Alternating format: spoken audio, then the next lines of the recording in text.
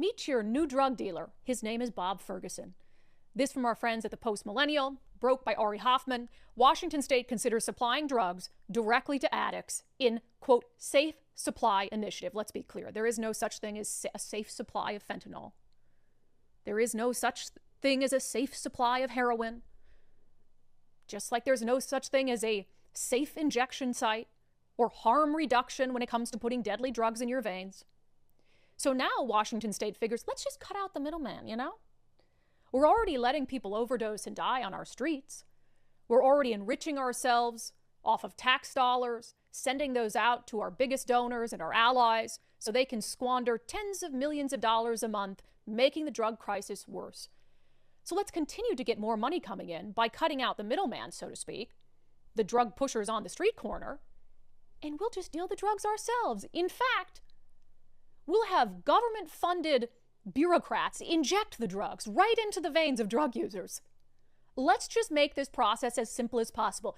Before you think I am engaged in hyperbole, I am not. This is Washington State after all. So all of this is born out of a bill that was passed in 2021 that created a working group, because they love their working groups, where taxpayers have to fund studies in working groups to think about all these insane ideas that the Democratic majority has, even though the Democratic majority is going to act on them anyway. The working group is just a way to distance themselves. Wasn't our idea. The working group of experts came up with it, right?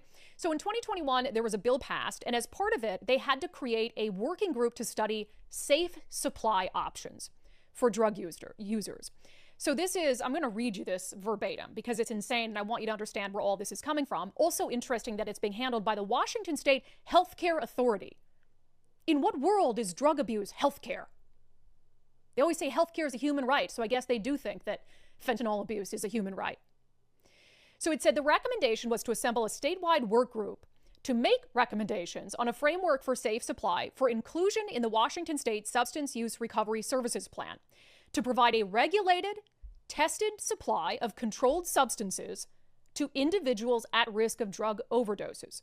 The work group should center people who use drugs with lived and living experience.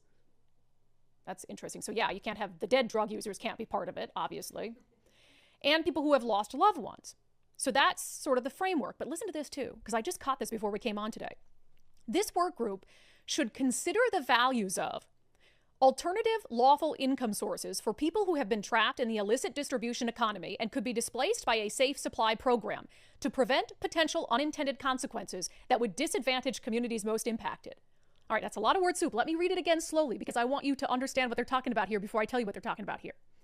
The work group should also look into alternative lawful income sources for people who have been trapped in the illicit distribution economy and could be displaced by a safe supply program to prevent potential unintended consequences that would disadvantage communities most impacted. They're talking